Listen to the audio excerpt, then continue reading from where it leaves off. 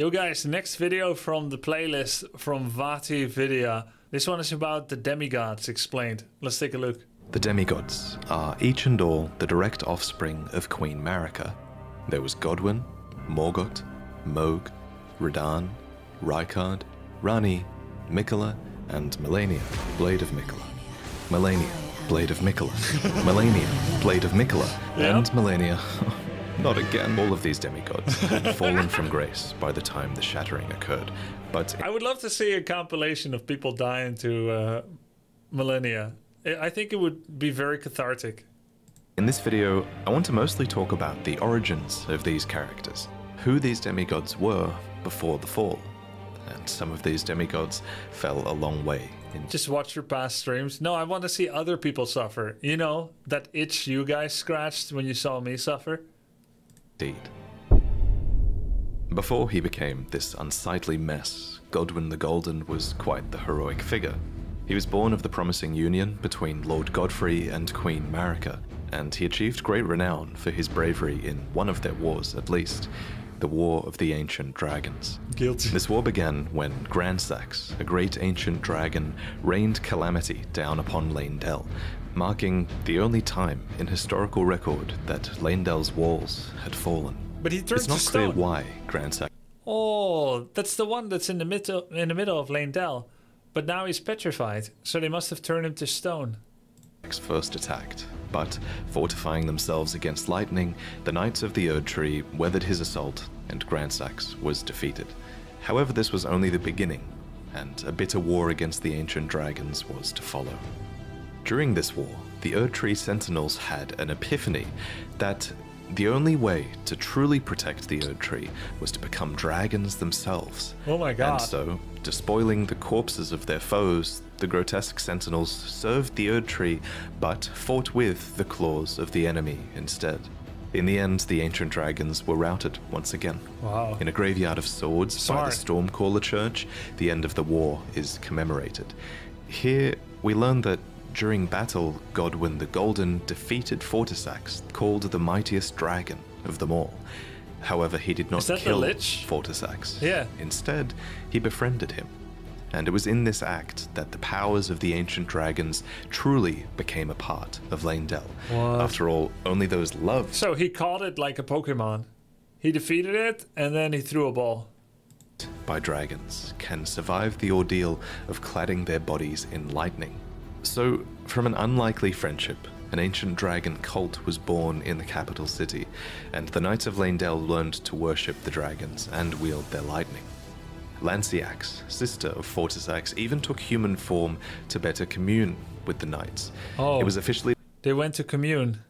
I see. And, yeah, I think I know what communing is. decided that the worship of the ancient dragons did not conflict with belief in the Erd Tree, and it was all thanks to Godwyn, commander of the dragons' golden lightning, and a true child of the golden lineage.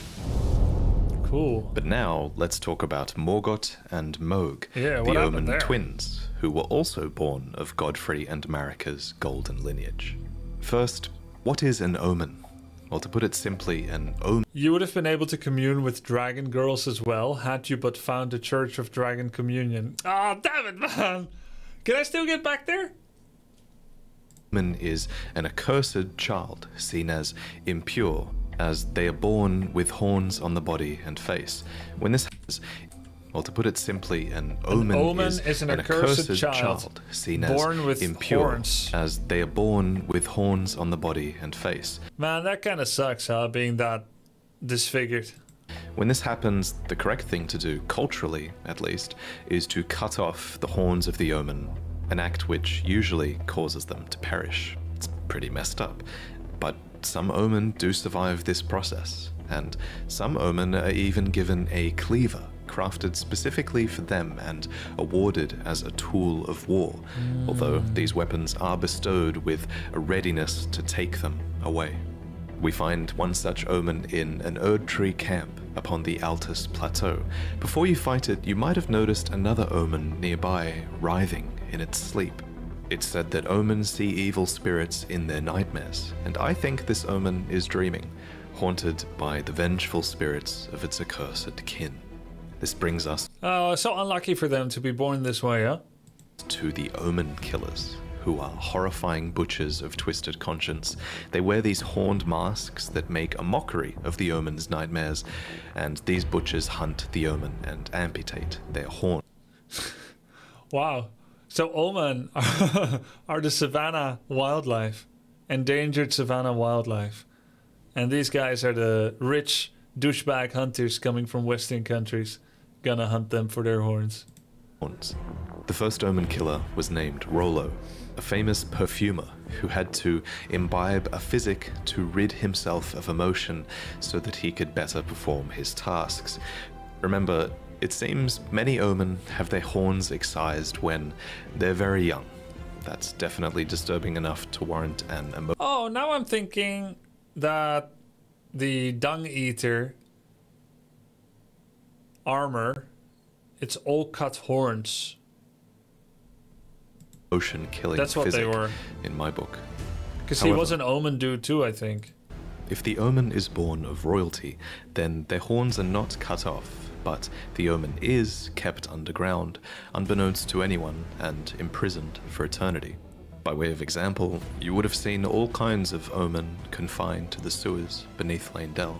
But why? He's not an Omen, but he liked to fashion the armor in a way that he felt befitting his...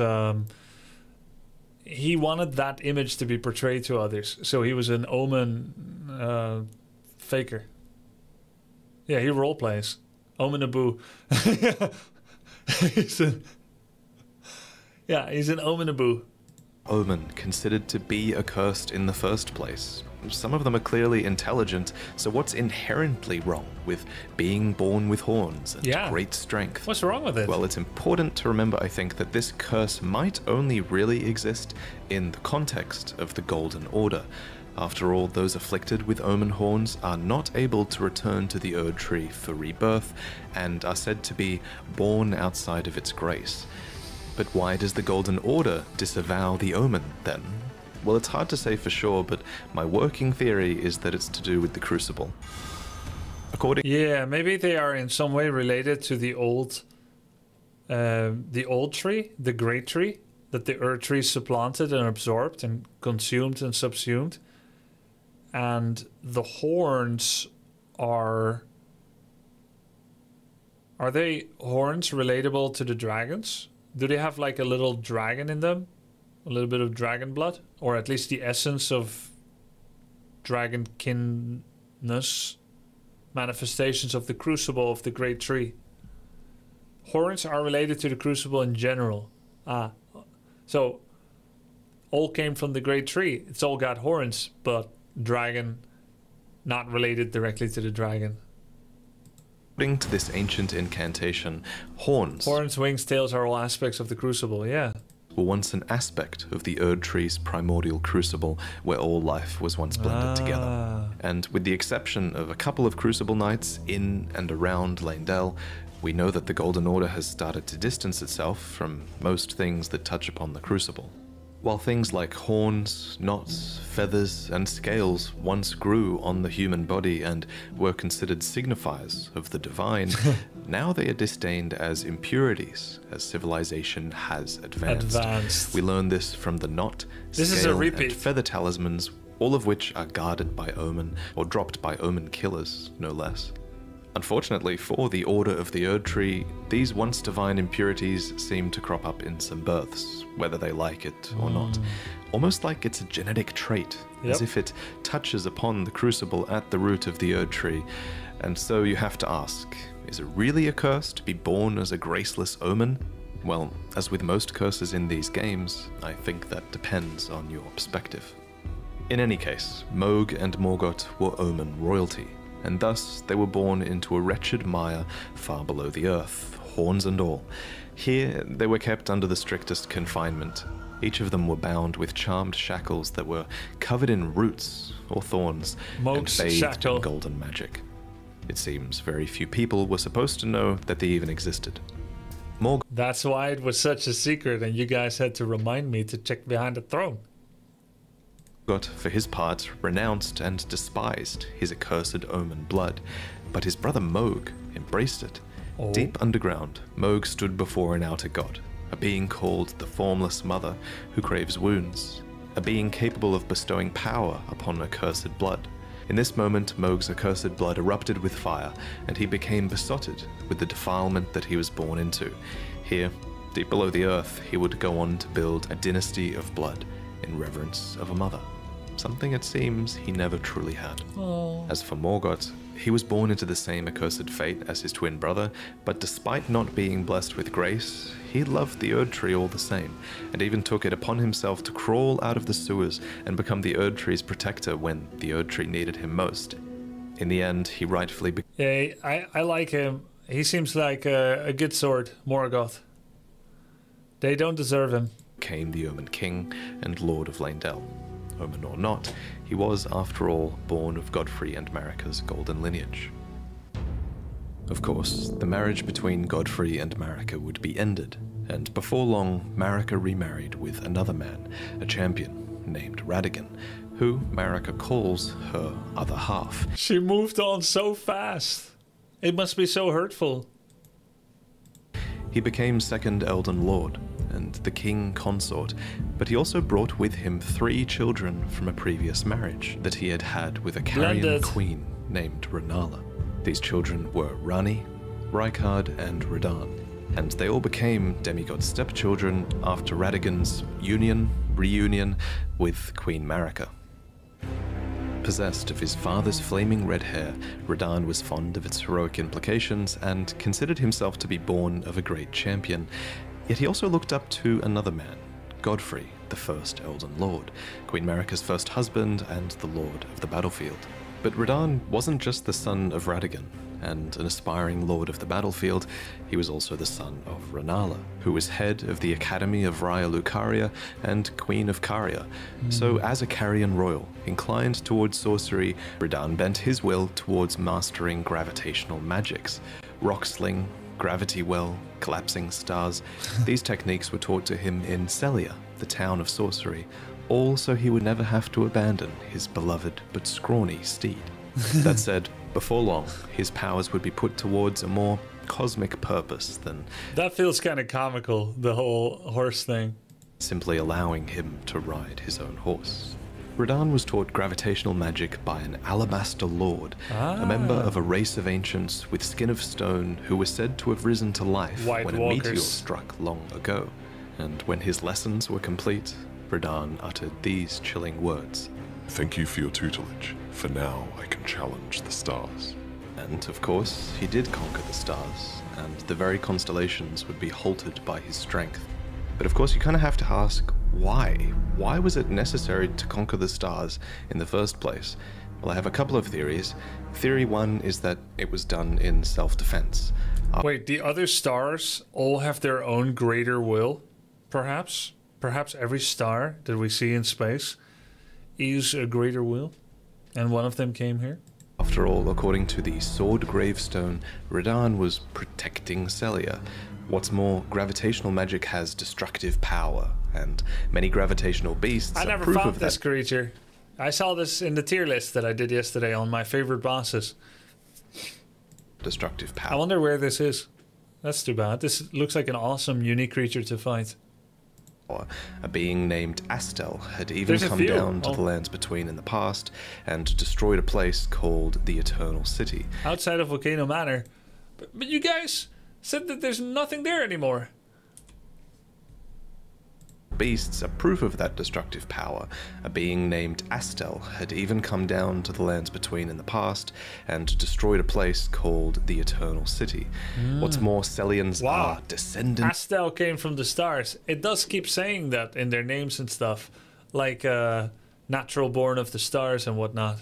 of the Eternal, positioned right above the Eternal City underground, so there is an argument to be made for Radahn purely defending Celia for some reason here. But it's possible for Radahn to Natural born have of the fought in void. this conflict and to have made the first move as well. So this is theory 2, that Radahn conquered the stars as a preventative measure in service to the greater will. According to a set of astrologer items, the night sky cradles fate. There's even a banished sect of people called the Nox, who live deep below the earth in eternal anticipation of the coming age of stars and their Lord of Night. Elvis fans. Long ago, these people invoked the ire of the Greater Will, so it would make sense that those in service to the Greater Will might have sought to arrest the stars and put an end to this fate. What's more, Radahn was just a huge fanboy of Godfrey, and he seems to have more loyalty to the Erd Tree than to the moon. Finally, the telescope item description says that the fate once writ in the night skies had been fettered by the Golden Order, so surely this is referencing Radahn's actions, and it levels the blame at the Golden Order. But putting Radahn's motivations aside, it's a fact that the stars were held back, and that this had great consequences for many, especially for the rest of his Carian royal family. Let me explain. The fate of the Carian royal family is guided by the stars, as is the fate of Lady Rani, first heir in the Carian royal line. But General Radahn is the conqueror of the stars, who stood up to the swirling constellations, halting their movement in a smashing victory. And so, if General Radahn were defeated, the stars would once again resume their movement, as would Lady Rani's destiny. Lunar Princess Rani was the daughter of Radagon and Renala, and sister to Radahn. Interestingly, if you look at Radagon... His destiny. Lunar Princess Rani was the daughter of Radagon and Renala, and sister to Radahn. Interestingly, if you look at her true body atop the Divine Tower, it looks like she might have also inherited the red hair of Radagon. Cool detail. But unlike her brother, Radahn, she quite clearly took after her mother more, who was Renala, head of the Carian royal family. The House of Caria has this storied history, one that seems to go way back to the astrologers. In the Carian Manor, we find one of their treasures, the Sword of Night and Flame. I wanted to use that, but I didn't have the right. It reads, astrologers who preceded the sorcerers established themselves in mountaintops that nearly touched the sky and considered the fire giants their neighbors. Renala herself was an astrologer, always chasing the stars in her youth. Then she met the full moon, and in time, the astrologer became a queen, establishing the House of Caria as royalty. Caria appears to have a matriarchal hierarchy, with multiple princesses and Carian knights that serve as their retainers. Now, however, there is only one princess, Rani, daughter of Renala. And at the time of her birth, she would have been set to inherit quite a lot of power indeed, for the Carian royal family was at its height, and her mother was not only queen, she was also head of the Academy of Raya Lucaria, having bewitched them with the enchanting power of the full moon. Leading the young Rani by the hand, Renala guided her daughter to a meeting with a moon of her own. What Rani beheld was cold, dark, and veiled in occult mystery. A dark moon, a sort of twin to Renala's own full moon. You can even see both of these hanging in the sky if you stargaze from the heights of the Moonlight Plateau. Whoa. Another who guided Rani Wow. was a character called the Snowy Crone, who the young Rani encountered deep in the woods. When you look at Rani, it's actually the likeness of this snow witch that you're seeing, as the doll that now houses Rani's soul was modeled after her, probably as a sign of Oh, it really is a doll. It's not doll-like. It actually is a doll. respect. Clearly, Rani looked up Because I know it was a small doll at some point. to this mysterious woman. She became Rani's secret mentor, and she even knew about the Dark Moon, teaching the young Rani to fear it as she imparted her cold sorceries. Yeah, she killed her own body. What do these We learned that like 50 hours in or something. 50 or 100 hours in. moons represent? That's just a theory, but I think the moons kind of act as guides. The lost black moon of Noxtella, for example, was the guide of countless stars. This was so What's beautiful. more, Rani and Renala were heavily influenced by their moons. Renala's moon bewitched the academy that she became the head of, and Rani's dark moon, for its part, also imparts wisdom and leads a voyage in the Age of Stars ending. They could even be outer gods.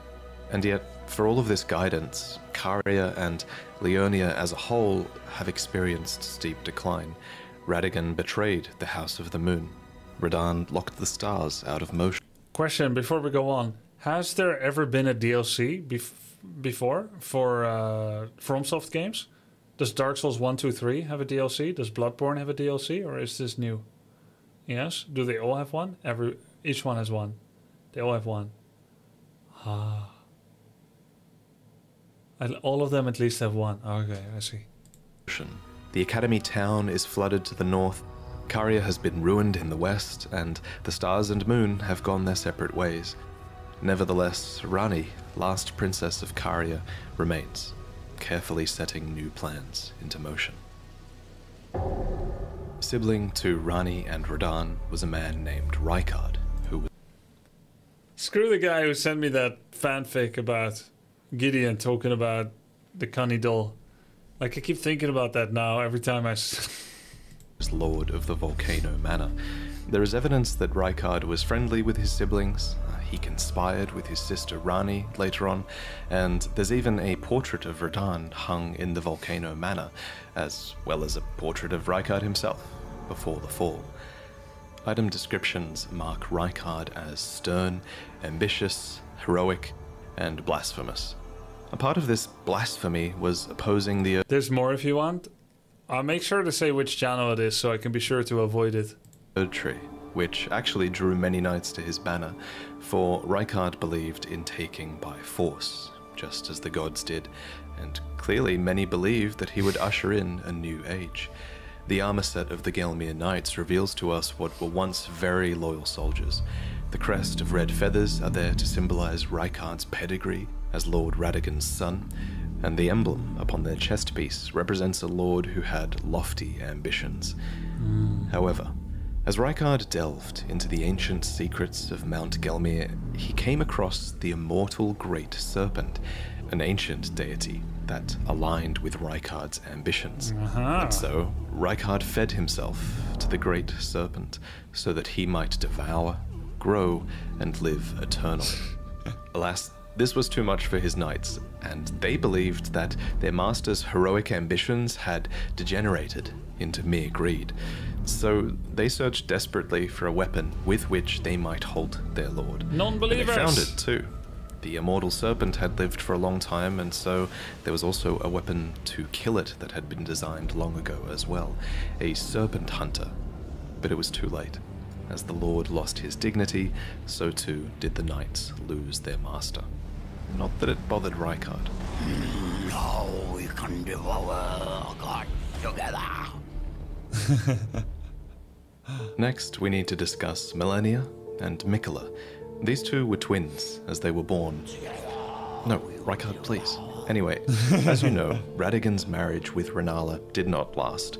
Afterwards, he returned to the Golden Order and became Queen Marika's consort.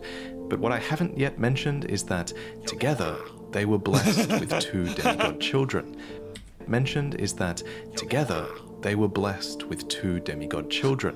The so-called twin prodigies. Now, in the last lore video, I briefly proposed that these two twins were born after the Shattering, after Radagon and Marika had merged together to become a single god. However, I've since changed my mind. I think Malenia and Mikola were clearly born before the Shattering. There's just so much proof that these two twins were a force that were influencing the world long before the Shattering took place. Anyway, both of these twins were born afflicted. Specifically in the Japanese text, it's said that their births were vulnerable. Mikola was born afflicted with eternal youth, and Malenia, for her part... It's not really weird then, if he's afflicted with eternal youth. Because he can still learn, right? Or is his mind kept... Like, can you learn... I mean... I don't feel like it's safe to say anymore. ...was vulnerable to rot. Interestingly, Malenia's scarlet rot is actually an outer god. This outer god, like many others in the game, seems to have an order that is able to be imposed upon the world via an Empyrean vessel, and Malenia was that vessel.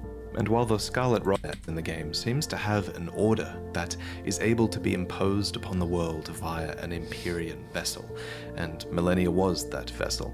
And while the Scarlet Rot is pretty terrible, you can sort of argue that it's got a beauty to it. Oh, yeah. According to Gowry, the Order of Rot is resplendent. It's a cycle of death and rebirth. Kind of like the lotus flower, which is a flower that blooms anew, beautiful and fresh from mud. I actually have art of this flower hanging in my home. I always love the symbol of it.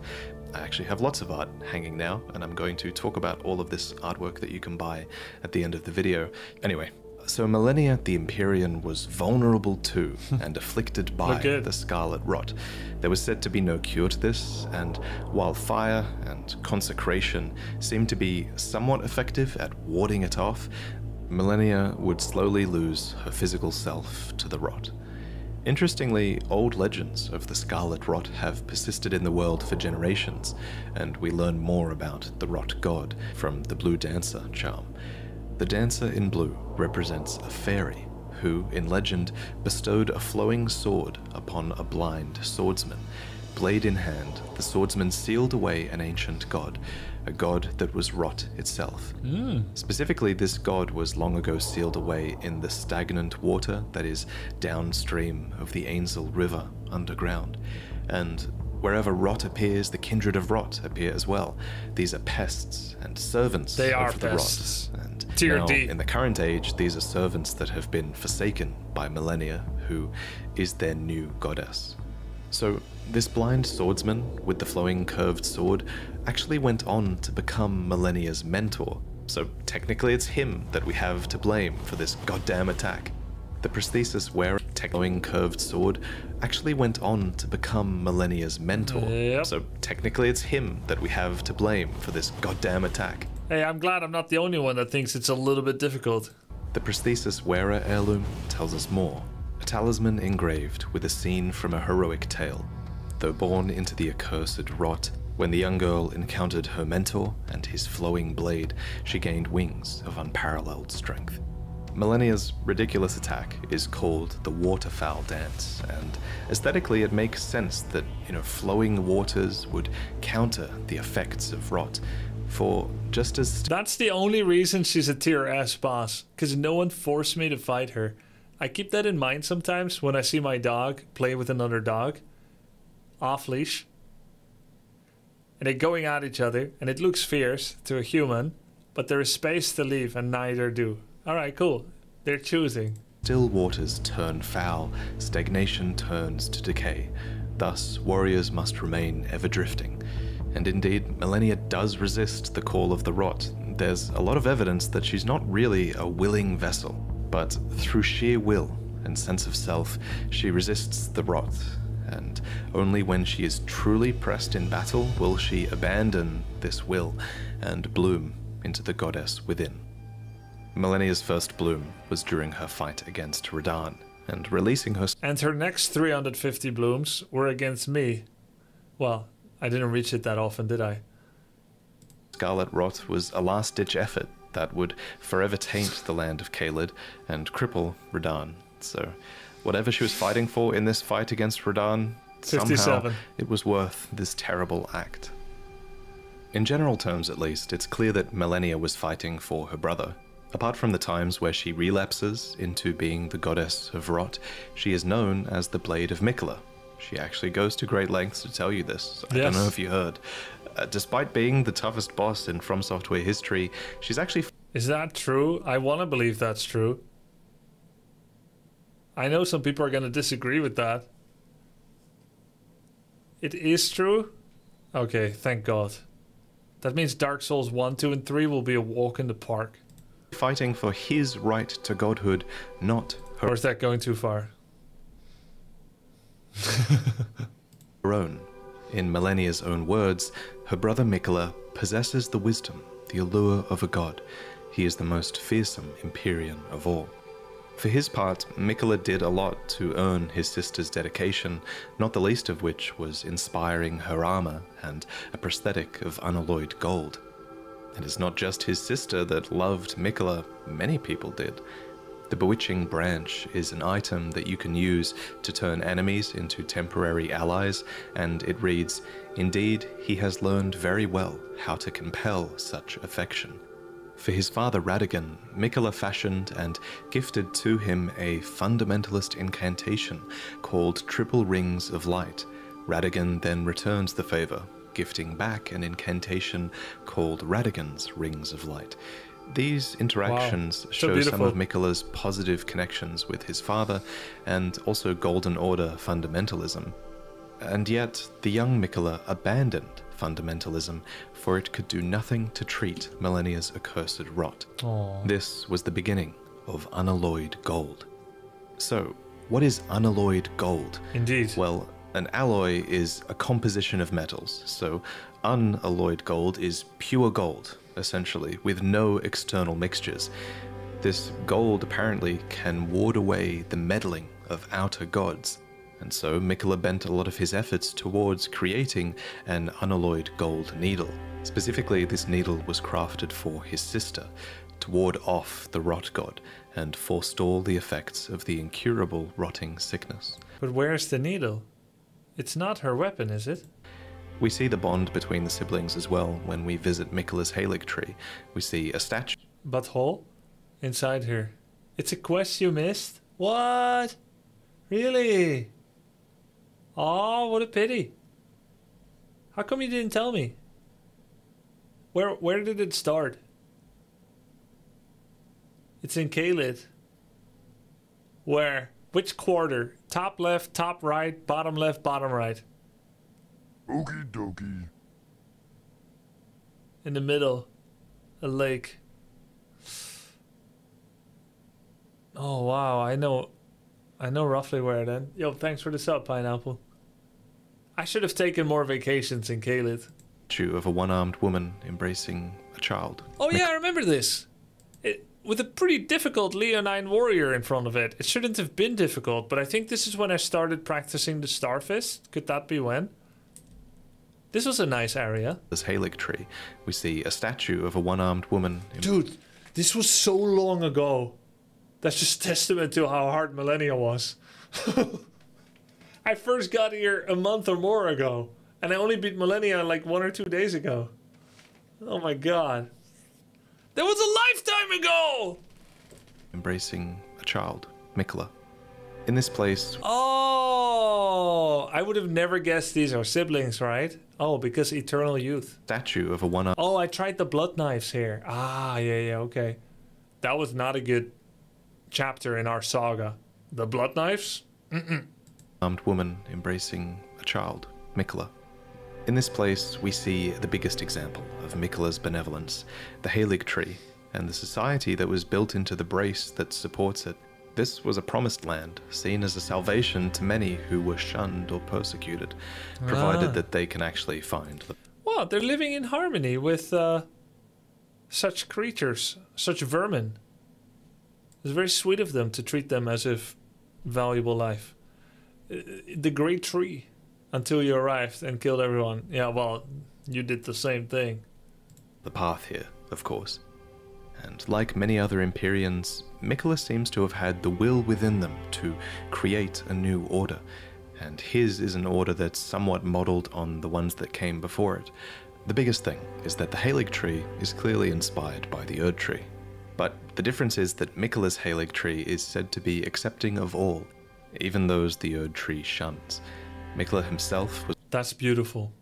Once embedded inside of the Halig tree, and he watered it with his very own blood since it was a mere sapling. Wow. Tragically, however, he was ripped out of this womb during the shattering, and his Halig tree ultimately failed to grow into an Erd tree, becoming a misshapen husk instead. Oh man. But that's the story for another day. There's also a ton of cut content to do with Mikola, and he's one of the most mysterious demigods, who I'm sure we'll learn about more later. But there is one more thing that I want to mention before I go. It's kind of one theory I had during the making of this video. So, Mikola and Malenia each have their own butterflies.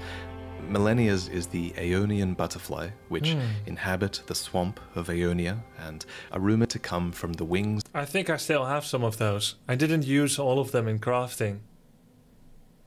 of the rot goddess herself. And I think it's fair to say that Mikola's butterfly is the nascent butterfly, which appears as if it's just emerged from its cocoon for its entire life. This is a reference to Mikola's eternal youth and his cocoon in the Halig tree. But there is, of course, a third butterfly, right? There's the smouldering butterfly. It's said to be an eternally burning butterfly that serves as kindling. Now bear with me, but it's my theory that this butterfly is a reference to... This part is incorrect, says Galactic Froggy. Yeah, it's just hypothesis at the time of making, right? Malenia, who the Blade of Calling calls the Kindling Maiden and the one who walks alongside flame. This might suggest that Malenia is a sibling to Malenia and Mikola.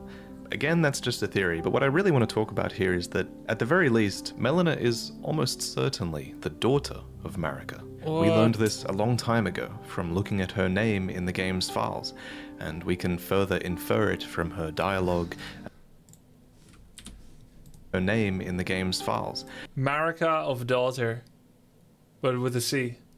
And we can further infer it from her dialogue, as she has a few lines that refer to mothers and one that says that she was born inside the Erd tree. So her being the daughter of Marika is also just a theory, but this one is much more concrete than the butterfly one. Although the reason I like the butterfly theory is that it gives us a hint as to who Malenia's parents might have been.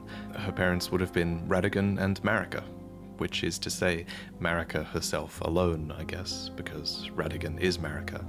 Honestly, Malenia as a character has only become more mysterious since the game was released, and I'm really only scratching the surface with this theory.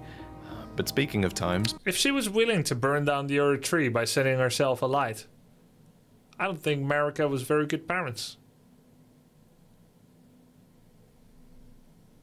Before Elden Ring was released, back then, a long time ago, I commissioned this piece from a renowned artist named Marco, and now I'm so excited. What if Marika wanted it to happen?